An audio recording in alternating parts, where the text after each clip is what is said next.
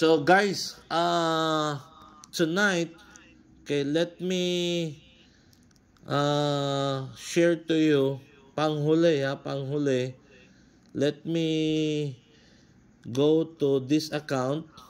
Ano papakita? Okay? So this account, tingnan natin yung ininvest natin dito.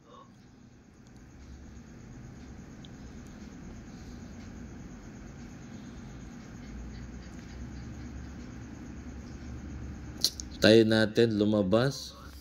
Ayan, Kuya Power Mac, mayroon na tayong 5,000 Polygon. Ayan, pwede nang ibenta ang APB ni Bishop Joel.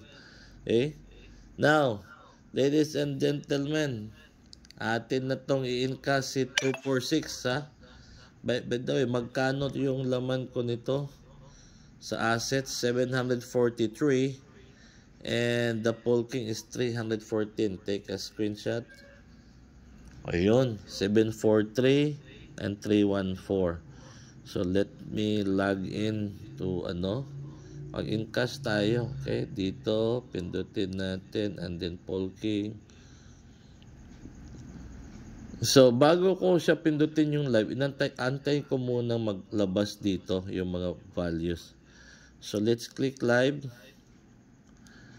And then let's click claim rewards. Para ma-claim natin yan si 246. Ang lit lang ng P, 0.00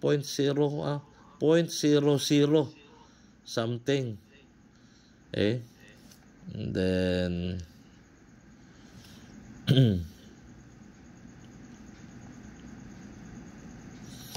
yes, ladies and gentlemen, nakapag-encash tayo today, 246 Polygon.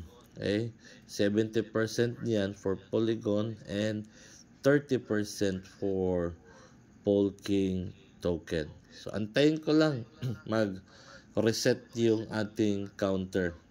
And then bago ako pupunta. Ayun! Ayun.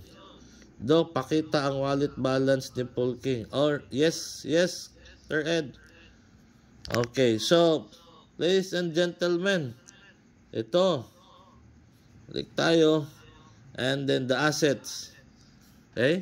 Guys, I have 882 now. And my Polking is mayroon akong 374. Naku, pag umabot yan ng $250 bawat isa. Ayan na. I'm going to show you yung request ni Coach Ed. Papakita daw namin yung wallet balance ni Polking. Guys, they are growing. Tingnan natin. Namomonitor kasi pwede natin siya ilagay. Ito, nasa 47,000 Polygon or roughly $9,000. Tingnan natin, Sir Ed, yung ating in-encash.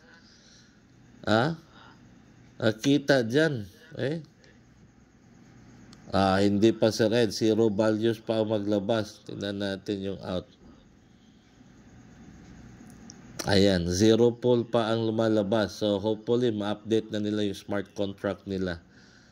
Okay, so, ayan lang, mga kaibigan. Ladies and gentlemen. But the balance is nandyan. 47,000. Yung mga pumasok. Ito yung aking kinompound, Sir Ed, na 10. May nag 100. 100. Dami nag 113. Mayroon pang bukya. 122 point something pa pinasok. Max talagang pinindot. May nag 1,000.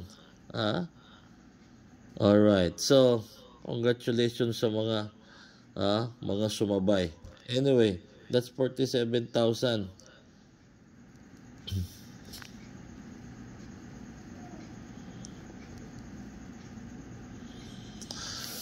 Alright, so that's for our sample computation tonight or withdrawals.